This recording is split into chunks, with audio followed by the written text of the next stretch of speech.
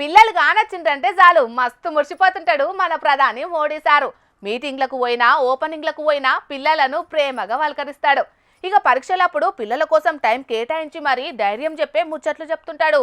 ఇక ఇవాళ మోడీ సారు మాట్లాడుతుంటే ఓ పిల్లగాడు ఫోటో పట్టుకొని నిల్చున్నందుకు ఏం చేసిండో చూడుండ్రి. मैं देख रहा हूं एक छोटा बच्चा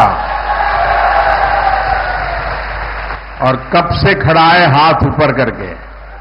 बेटे थक जाओगे, आप अपना चित्र मुझे दे दीजिए, पीछे अपना एड्रेस वगैरह लिख लीजिए, मैं आपको चिट्ठी लिखूंगा और मैं एसपी जी को कहूंगा कि इस बच्चे का जो प्यार है, आशीर्वाद है, वो जरूर ले लीजिए। हाँ, గీ ముచ్చటేందో మీకు సమజయ్యే ఉంటది కొంతవరకు. ఇగో గీ బుడ్డోడు ప్రధాని మోడీ సారు బొమ్మ దించి మోడీ సారు మాట్లాడుతుంటే దాన్ని పట్టుకొని నిల్చున్నాడు. ఇక చూసిన మోడీ సారు ప్రసంగం ఆపి మరి చాలా సేపటి నుంచి దాన్ని పట్టుకొని నిల్చున్నావు, అలసిపోతావు కదా నాన్న, అది నాకు ఇయ్యి, దాని వెనుక నీ అడ్రస్ రాసిస్తే నేను మళ్ళా నీకు రిప్లై ఇస్తానని ఆ బుడ్డోనికి మాట ఇచ్చిండు.